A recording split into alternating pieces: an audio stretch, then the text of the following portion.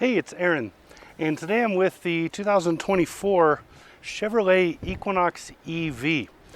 So there is a gas version of the Equinox, and this is the electric version.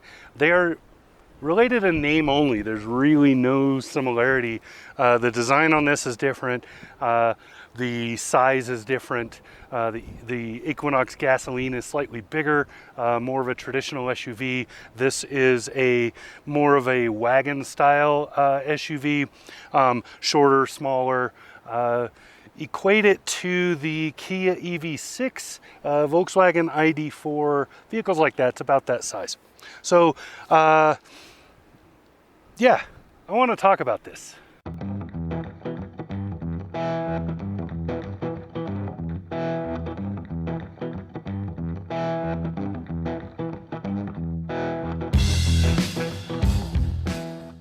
So first, let's talk about design. This is what I was mentioning in the beginning. You can see it's much more of a wagon style, equatable to, like I said, the Kia EV6, the Volkswagen ID4. The Equinox EV has about 319 miles of range per the EPA. Real life, you're going to get around 275 to 300, depending on your driving conditions, how much of a lead foot you have, and how much of your driving mix is highway versus around town. If you drive around town, you'll get way more out of this than you will if you drive on the freeway on the regular. So, you know, for me here in Wyoming, I did my highway test, and doing that, I could say I would probably get around 290 miles of range if most of what I did was on the highway. So beautifully done. I really like this color. So it's a great color to illustrate the lines on this vehicle. You can see your charge port is here. It is a 1772, so it is the standard J-series plug. That will change as of next year, where Chevy moves to the NACS or Tesla standard.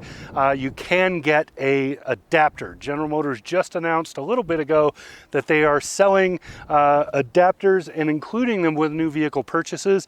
Where the vehicle has this plug, they have an adapter to go to the Tesla plug. So FYI, good to know. I believe you can also get an adapter going the other direction if you want to go from Tesla to the J1772. I believe you can do that.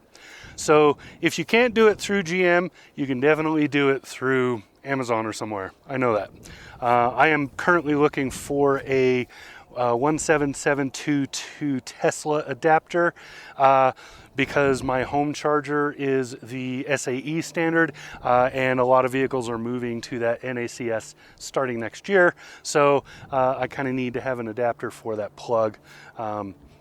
Anyway, so design-wise, you can see very wagon, low to the ground, fairly short, good headroom inside despite that though. I like the design of the interior. It's very well done.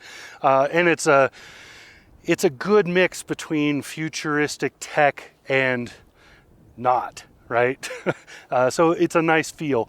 I also like the fact that you don't need the key for anything. Like, you don't have to push any buttons or do anything to start the vehicle up. If the key is on you, it's in the range of the interior there, you can sit down and just put your foot on the brake and it lights up and it's ready to go. You shift the gear and drive.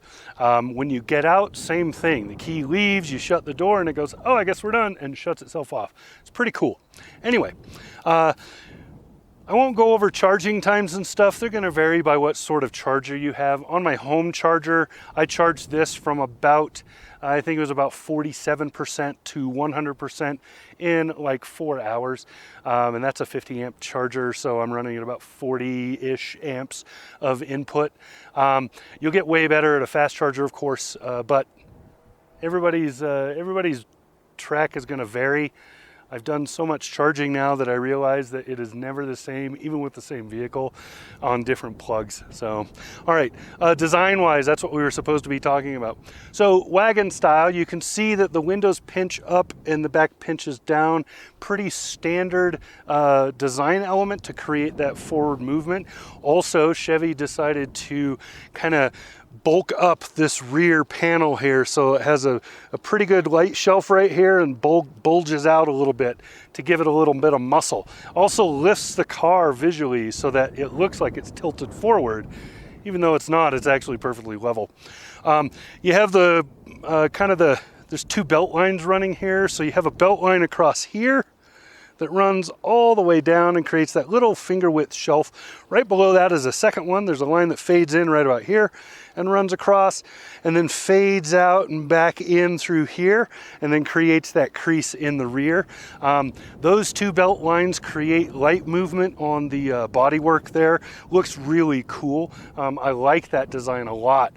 Makes this bone line look a little more significant. So there's a thick bone line right here that really creates a little bulge right here to make this dip look bigger. It accentuates it so it looks deeper than it actually is. And then you have the usual running board slash I don't know, rock rail thing that most SUVs will do. Crossovers love these because they look tough even if they're just a piece of plastic. And then you can see on the Equinox logo, the E is 3 blue lines to indicate it's electric. I also like the wheels on this. These are low resistance wheels, so they're nicely done. The tires are Michelin Primacies, so these are pretty good all seasons. They are low rolling resistance, so they aren't going to be terribly great in the snow.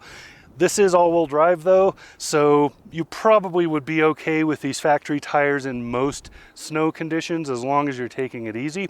But if you're one of those people that doesn't know how to drive in the snow, I would recommend that you either not drive in the snow, that would be my preference, or get slightly better tires, something a little more grippy.